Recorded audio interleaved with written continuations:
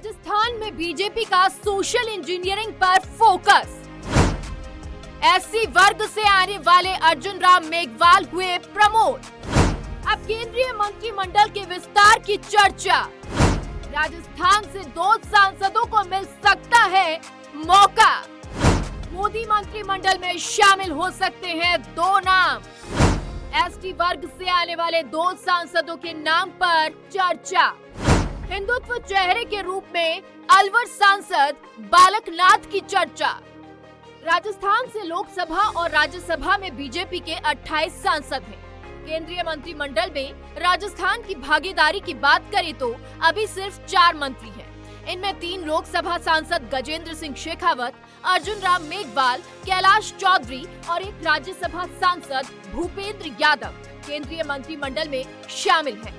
हालांकि यादव की राजनीति सक्रियता राजस्थान में ना के बराबर है, लेकिन फिर भी उनकी गिनती राजस्थान से ही की जाती है।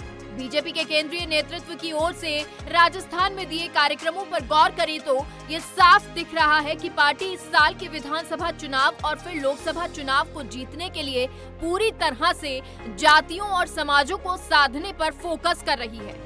इसलिए संभावना है कि कैबिनेट में एक चेहरा आदिवासी और दूसरा चेहरा गैर आरक्षित वर्ग से शामिल हो सकता है। देखिए, भारतीय जनता पार्टी किसी एक जाति विशेष में ध्यान नहीं देती। हमारा नारा है सबका विकास सबका साथ। और फिर जो मंत्रिमंडल का विस्तार है, ये प्रधानमंत्री जी का विशेषाधिकार है। वो जिसको उचित समझेंगे उनको मंत्रिमंडल में लेंगे, जिसको उचित नहीं समझेंगे उनको नहीं लेंगे। मोदी मंत्रिमंडल में फेरबदल होता है तो राजस्थान में सबसे प्रबल संभावना किसी एसटी नेता को इसमें जगह मिलने की है।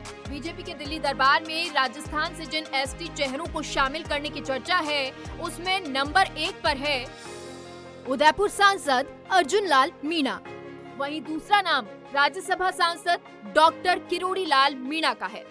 अर्जुन राम मेघवाल बीजेपी के गढ़ माने जाने वाले मेवाड़ से आते हैं। गुलाब चंद कटारिया को असम का राज्यपाल बनाने के बाद पार्टी का यहाँ पर भी फोकस ज्यादा है। वहीं मंत्रिमंडल में डॉक्टर किरोड़ी लाल को शामिल करके बीजेपी पूर्वी राजस्थान में पूरी ताकत के साथ रणनीति पर काम कर सकती है। केंद्रीय मंत्रिमंडल के विस्तार की चर्चाएं मीडिया और आपके माध्यम से लगातार उठती रहती हैं। हम ये पूछना चाह रहे हैं, 9 साल देश हुआ बेहाल। बढ़ती हुई आर्थिक असमानताएं, बढ़ती हुई बेरोजगारी, महंगाई की मार, किसान लाचार सहित हमने 9 प्रश्न पूछे। लेकिन मंत्रिमंडल विस्तार से राजस्थान की जनता को क्या सौगात मिल जाएगी? क्योंकि ये 2 लोगों की सरकार 2 लोगों के लिए है। मंत्रिमंडल बनाना प्रधानमंत्री का विवेकाधिकार है, उनका क्षेत्राधिकार है। लेकिन राजस्थान की जनता अपने मुद्दों पे, राजस्थान की योजनाओं पे, राजस्थान के लिए कामों पे लेखा जोखा चाहती है। इससे पहले भी हमने केंद्र के मंत्रिमंडल विस्तार को देखा। उस मंत्रिमंडल विस्तार के बाद में जो उसका आंकलन किया, जो भारतीय जनता पार्टी के नेताओं ने जो महिमामंडन किया, वो मंत्रिमंडल जातीयता की, वर्ग की भेंट चढ़ा दिया।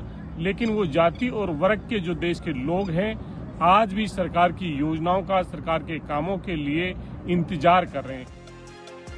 मंत्रिमंडल विस्तार को लेकर चर्चा ये भी है कि जैसलमेर बाड़मेर सांसद कैलाश चौधरी को ड्रॉप करके उनकी जगह किसी और जाट नेता को शामिल किया जा सकता है। इसमें अजमेर सांसद भागीरथ चौधरी का नाम चर्चा में है। वहीं अन्य चेहरों में ओबीसी वर्ग से आने वाले अलवर सांसद बालकनाथ और राजसमंद सांसद दिया कुमारी के नाम भी चर्चा में है।